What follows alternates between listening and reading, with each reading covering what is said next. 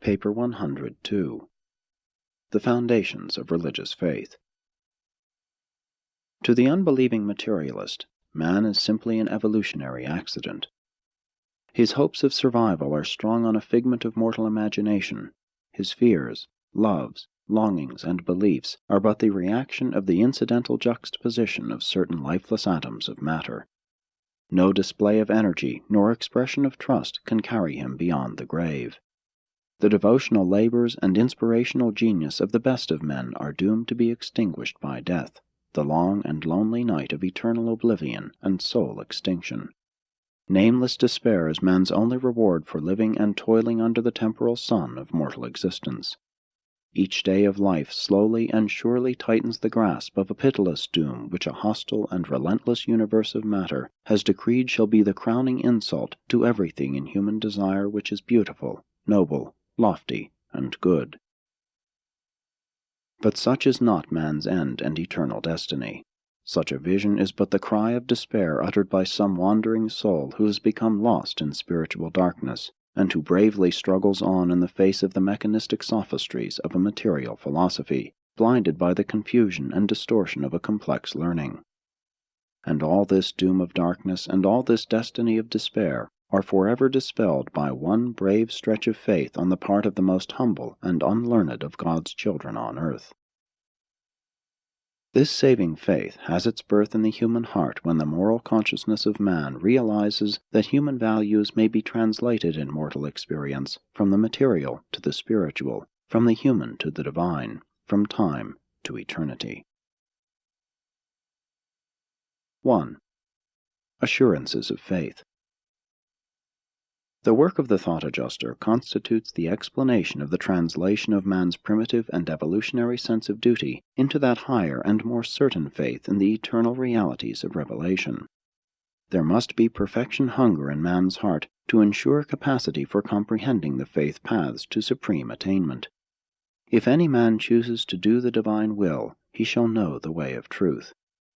It is literally true, human things must be known in order to be loved, but divine things must be loved in order to be known. But honest doubts and sincere questionings are not sin. Such attitudes merely spell delay in the progressive journey toward perfection attainment. Childlike trust secures man's entrance into the kingdom of heavenly ascent, but progress is wholly dependent on the vigorous exercise of the robust and confident faith of the full-grown man. The reason of science is based on the observable facts of time.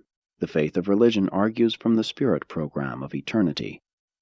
What knowledge and reason cannot do for us, true wisdom admonishes us to allow faith to accomplish through religious insight and spiritual transformation.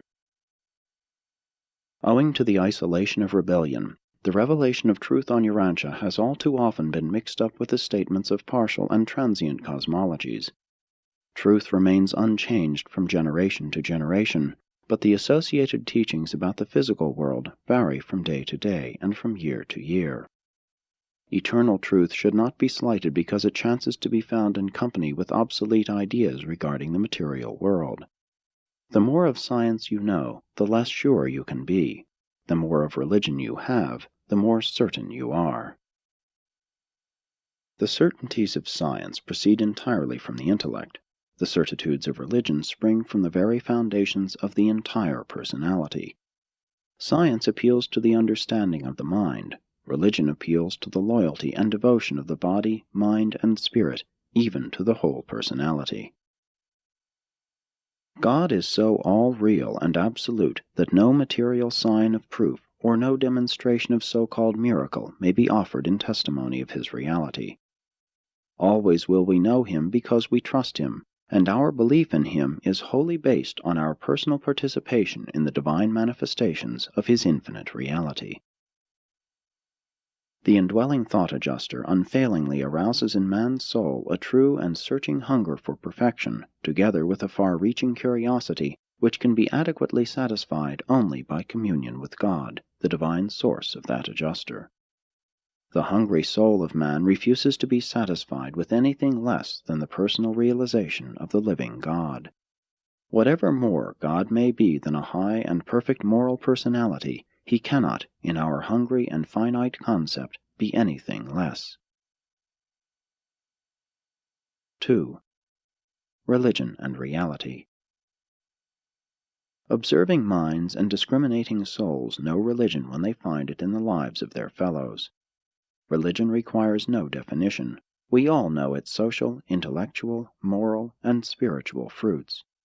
And this all grows out of the fact that religion is the property of the human race.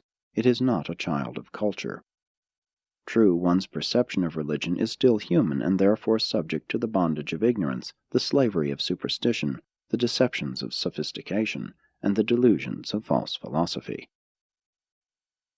One of the characteristic peculiarities of genuine religious assurance is that, notwithstanding the absoluteness of its affirmations and the staunchness of its attitude, the spirit of its expression is so poised and tempered that it never conveys the slightest impression of self-assertion or egoistic exaltation.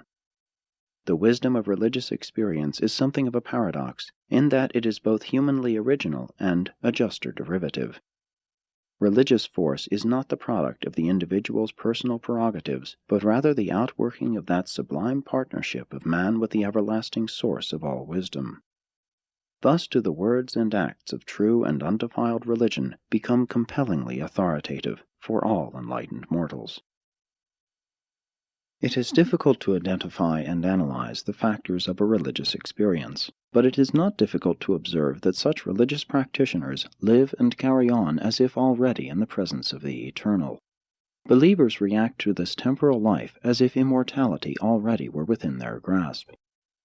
In the lives of such mortals there is a valid originality and a spontaneity of expression that forever segregate them from those of their fellows who have imbibed only the wisdom of the world. Religionists seem to live in effective emancipation from hurrying haste and the painful stress of the vicissitudes inherent in the temporal currents of time. They exhibit a stabilization of personality and a tranquility of character not explained by the laws of physiology, psychology, and sociology. Time is an invariable element in the attainment of knowledge. Religion makes its endowments immediately available, albeit there is the important factor of growth in grace, definite advancement in all phases of religious experience. Knowledge is an eternal quest. Always are you learning, but never are you able to arrive at the full knowledge of absolute truth. In knowledge alone there can never be absolute certainty, only increasing probability of approximation. But the religious soul of spiritual illumination knows, and knows now. And yet this profound and positive certitude does not lead such a sound-minded religionist to take any less interest in the ups and downs of the progress of human wisdom, which is bound up on its material end with the developments of slow-moving science. Even the discoveries of science are not truly real in the consciousness of human experience until they are unraveled and correlated, until their relevant facts actually become meaning through encircuitment in the thought streams of mind. Mortal man views even his physical environment from the mind level, from the perspective of its psychological registry. It is not, therefore, strange that man should place a highly unified interpretation upon the universe, and then seek to identify this energy unity of his science with the spirit unity of his religious experience. Mind is unity. Mortal consciousness lives on the mind level, and perceives the universe realities through the eyes of the mind endowment. The mind perspective will not yield the existential unity of the source of reality, the first source and center, but it can and sometime will portray to man the experiential synthesis of energy, mind, and spirit in and as the Supreme Being. But mind can never succeed in this unification of the diversity of reality unless such mind is firmly aware of material things, intellectual meanings, and spiritual values. Only in the harmony of the triunity of functional reality is there unity, and only in unity is there the personality satisfaction of the realization of cosmic constancy and consistency. Unity is best found in human experience through philosophy. And while the body of philosophic thought must ever be founded on material facts, the soul and energy of true philosophic dynamics is mortal spiritual insight. Evolutionary man does not naturally relish hard work. to keep pace in his life experience with the impelling demands and the compelling urges of a growing religious experience means incessant activity in spiritual growth, intellectual expansion, factual enlargement, and social service. There is no real religion apart from a highly active personality. Therefore do the more indolent of men often seek to escape the rigors of truly religious activities by a species of ingenious self-deception through resorting to a retreat to the false shelter of stereotyped religious doctrines and dogmas. But true religion is alive. Intellectual crystallization of religious concepts is the equivalent of spiritual death. You cannot conceive of religion without ideas, but when religion once becomes reduced only to an idea, it is no longer religion. It has become merely a species of human philosophy.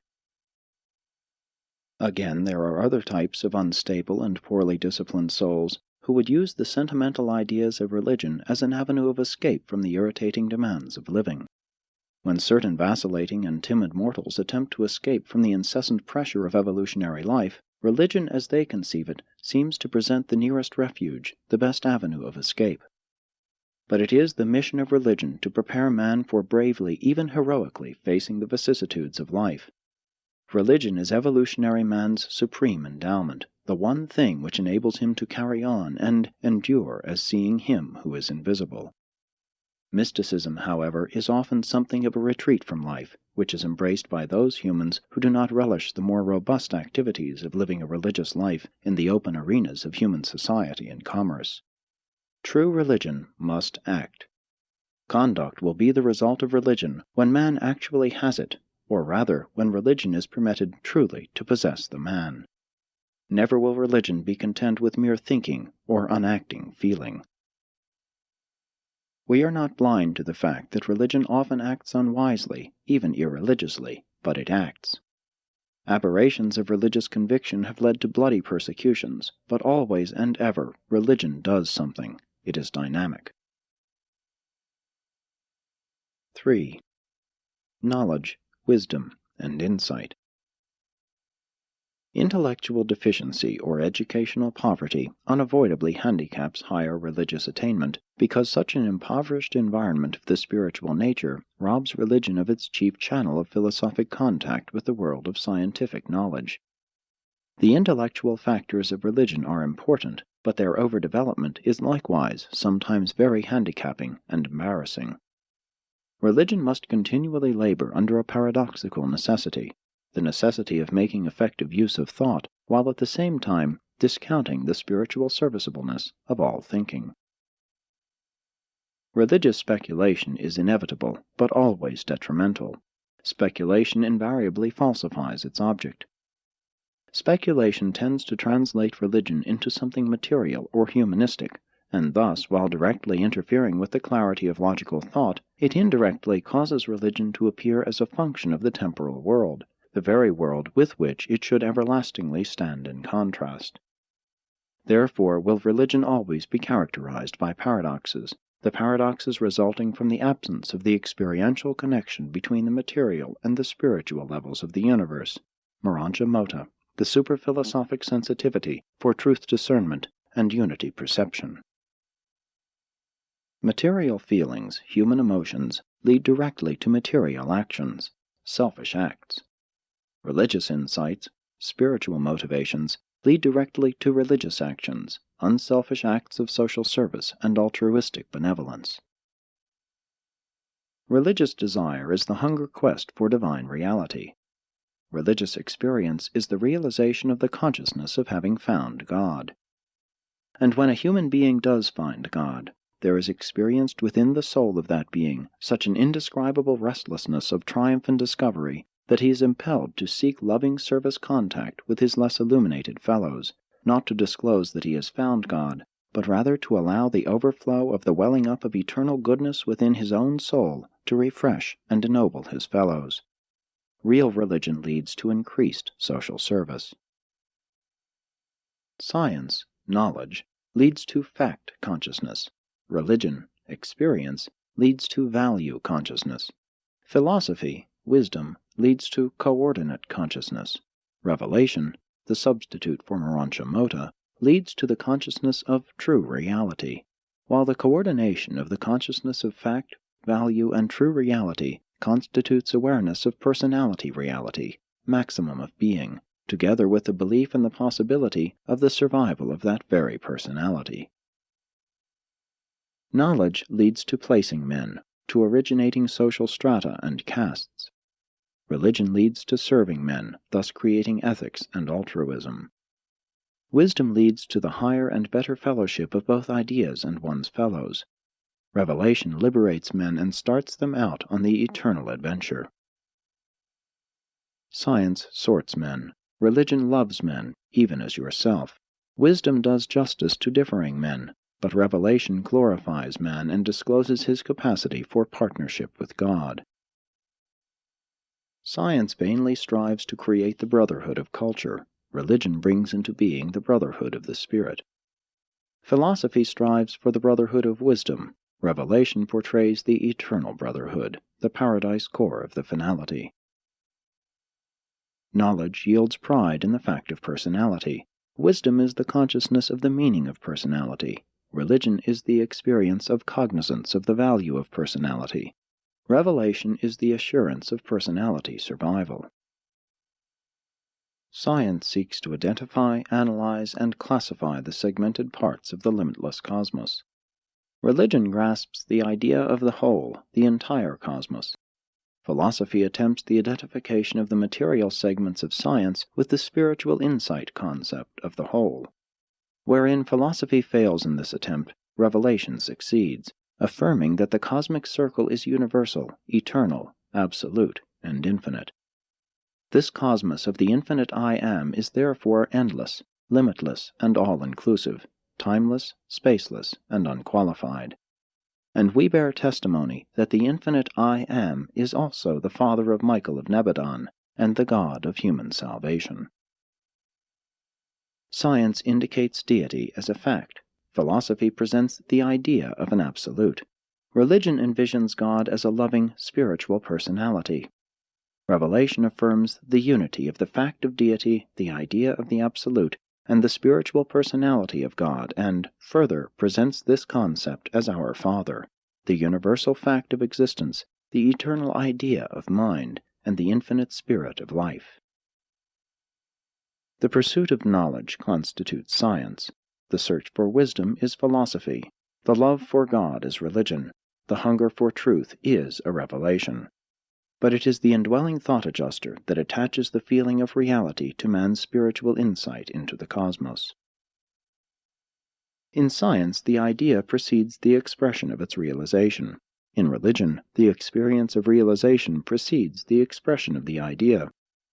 There is a vast difference between the evolutionary will to believe and the product of enlightened reason, religious insight, and revelation, the will that believes. In evolution, religion often leads to man's creating his concepts of God.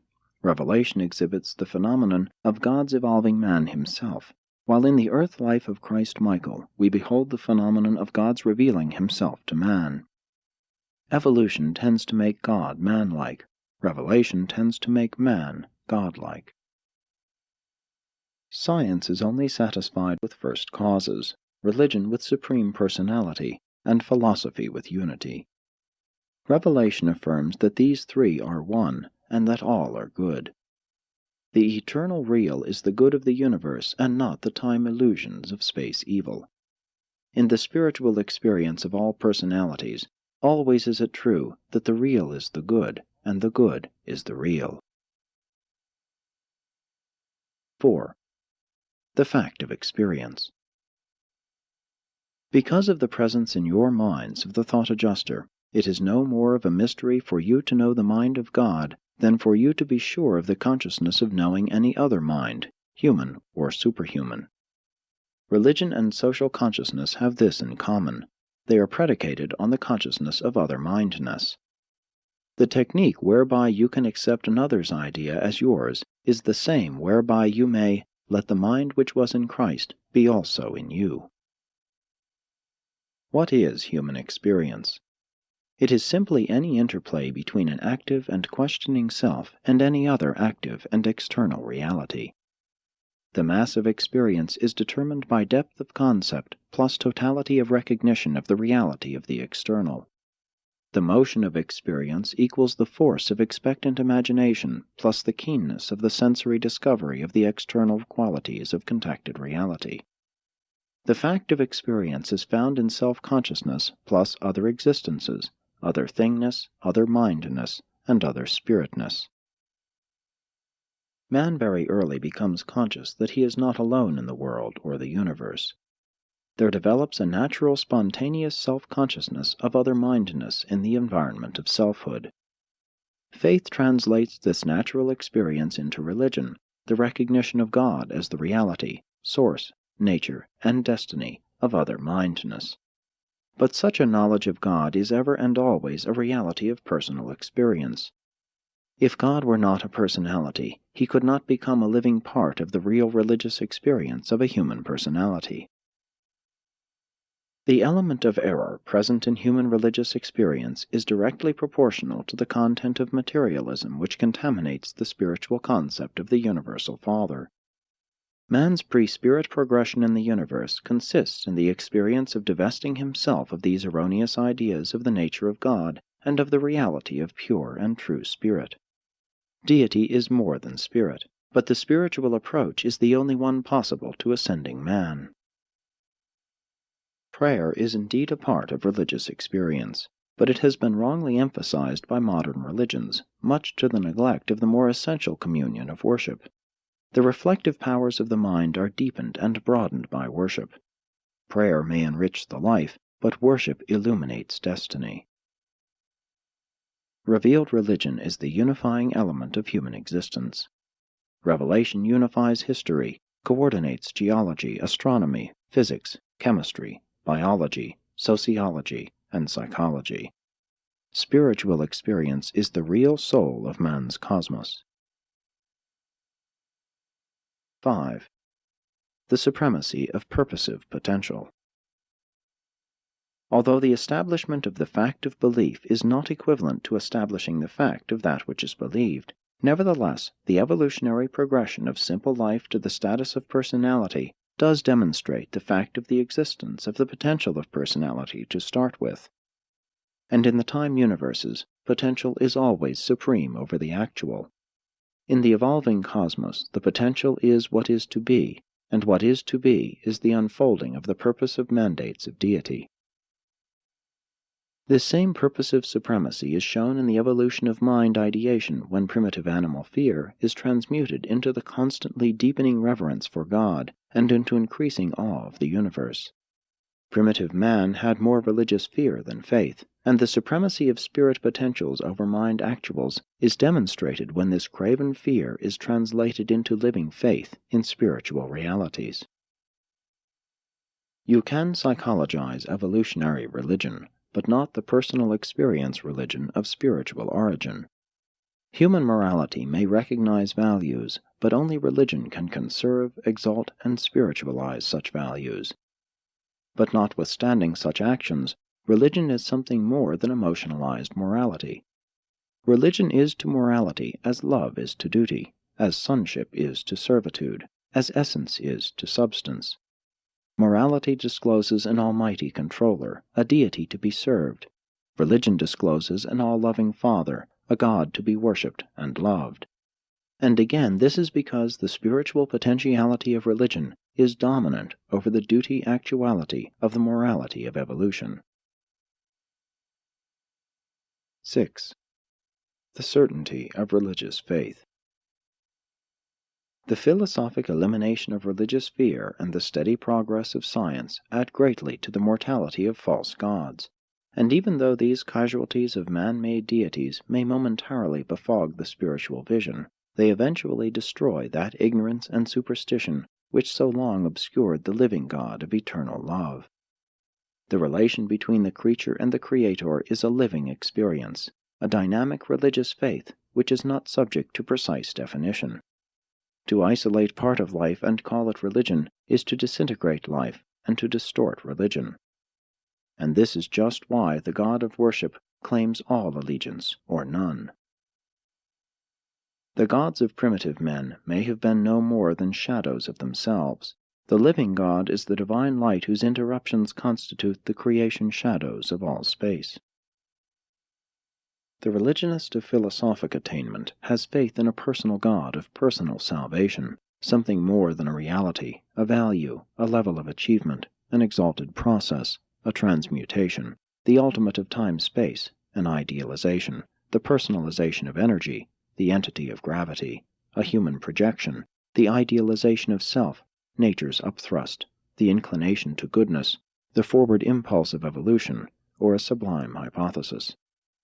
The religionist has faith in a God of love. Love is the essence of religion and the wellspring of superior civilization. Faith transforms the philosophic God of probability into the saving God of certainty in the personal religious experience. Skepticism may challenge the theories of theology, but confidence in the dependability of personal experience affirms the truth of that belief which has grown into faith. Convictions about God may be arrived at through wise reasoning, but the individual becomes God-knowing only by faith, through personal experience. In much that pertains to life, probability must be reckoned with, but when contacting with cosmic reality, certainty may be experienced when such meanings and values are approached by living faith. The God-knowing soul dares to say, "I know," even when this knowledge of God is questioned by the unbeliever who denies such certitude because it is not wholly supported by intellectual logic. To every such doubter, the believer only replies, "How do you know that I do not know?" Though reason can always question faith, faith can always supplement both reason and logic. Reason creates the probability which faith can transform into a moral certainty, even a spiritual experience. God is the first truth and the last fact. Therefore does all truth take origin in Him, while all facts exist relative to Him. God is absolute truth. As truth, one may know God, but to understand, to explain God, one must explore the fact of the universe of universes. The vast gulf between the experience of the truth of God and ignorance as to the fact of God can be bridged only by living faith. Reason alone cannot achieve harmony between infinite truth and universal fact. Belief may not be able to resist doubt and withstand fear, but faith is always triumphant over doubting, for faith is both positive and living. The positive always has the advantage over the negative, truth over error, experience over theory, spiritual realities over the isolated facts of time and space. The convincing evidence of this spiritual certainty consists in the social fruits of the Spirit which such believers, faithers, yield as a result of this genuine spiritual experience. Said Jesus, "If you love your fellows as I have loved you, then shall all men know that you are my disciples." To science, God is a possibility, to psychology a desirability, to philosophy a probability, to religion a certainty, an actuality of religious experience. Reason demands that a philosophy which cannot find the God of probability should be very respectful of that religious faith which can and does find the God of certitude. Neither should science discount religious experience on grounds of credulity, not so long as it persists in the assumption that man's intellectual and philosophic endowments emerged from increasingly lesser intelligences the further back they go, finally taking origin in primitive life which was utterly devoid of all thinking and feeling. The facts of evolution must not be arrayed against the truth of the reality of the certainty of the spiritual experience of the religious living of the God-knowing mortal. Intelligent men should cease to reason like children and should attempt to use the consistent logic of adulthood, logic which tolerates the concept of truth alongside the observation of fact. Scientific materialism has gone bankrupt when it persists in the face of each recurring universe phenomenon in refunding its current objections by referring what is admittedly higher back into that which is admittedly lower. Consistency demands the recognition of the activities of a purposive creator. Organic evolution is a fact. Purposive or progressive evolution is a truth which makes consistent the otherwise contradictory phenomena of the ever-ascending achievements of evolution. The higher any scientist progresses in his chosen science, the more will he abandon the theories of materialistic fact in favor of the cosmic truth of the dominance of the Supreme Mind. Materialism cheapens human life. The gospel of Jesus tremendously enhances and supernally exalts every mortal. Mortal existence must be visualized as consisting in the intriguing and fascinating experience of the realization of the reality of the meeting of the human upreach and the divine and saving downreach. 7. The certitude of the divine. The Universal Father, being self-existent, is also self-explanatory. He actually lives in every rational mortal. But you cannot be sure about God unless you know Him. Sonship is the only experience which makes fatherhood certain. The universe is everywhere undergoing change. A changing universe is a dependent universe. Such a creation cannot be either final or absolute. A finite universe is wholly dependent on the ultimate and the absolute. The universe and God are not identical. One is cause, the other effect. The cause is absolute, infinite, eternal, and changeless. The effect, time, space, and transcendental, but ever-changing, always growing. God is the one and only self-caused fact in the universe. He is the secret of the order, plan, and purpose of the whole creation of things and beings. The everywhere changing universe is regulated and stabilized by absolutely unchanging laws, the habits of an unchanging God. The fact of God, the divine law, is changeless. The truth of God, His relation to the universe, is a relative revelation which is ever adaptable to the constantly evolving universe. Those who would invent a religion without God are like those who would gather fruit without trees, have children without parents. You cannot have effects without causes. Only the I Am is causeless. The fact of religious experience implies God, and such a God of personal experience must be a personal deity. You cannot pray to a chemical formula, supplicate a mathematical equation, worship a hypothesis, confide in a postulate, commune with a process, serve an abstraction, or hold loving fellowship with a law. True, many apparently religious traits can grow out of non-religious roots. Man can intellectually deny God and yet be morally good, loyal, filial, honest, and even idealistic. Man may graft many purely humanistic branches onto his basic spiritual nature, and thus apparently prove his contentions in behalf of a godless religion, but such an experience is devoid of survival values, God-knowingness, and God-ascension. In such a mortal experience, only social fruits are forthcoming, not spiritual. The graft determines the nature of the fruit, notwithstanding that the living sustenance is drawn from the roots of original divine endowment of both mind and spirit. The intellectual earmark of religion is certainty. The philosophical characteristic is consistency. The social fruits are love and service. The God-knowing individual is not one who is blind to the difficulties or unmindful of the obstacles which stand in the way of finding God in the maze of superstition, tradition, and materialistic tendencies of modern times. He has encountered all these deterrents and triumphed over them, surmounted them by living faith, and attained the highlands of spiritual experience in spite of them. But it is true that many who are inwardly sure about God fear to assert such feelings of certainty because of the multiplicity and cleverness of those who assemble objections and magnify difficulties about believing in God. It requires no great depth of intellect to pick flaws, ask questions, or raise objections. But it does require brilliance of mind to answer these questions and solve these difficulties. Faith certainty is the greatest technique for dealing with all such superficial contentions. If science, philosophy, or sociology dares to become dogmatic in contending with the prophets of true religion, then should God-knowing men reply to such unwarranted dogmatism with that more far-seeing dogmatism of the certainty of personal spiritual experience. I know what I have experienced because I am a son of I Am.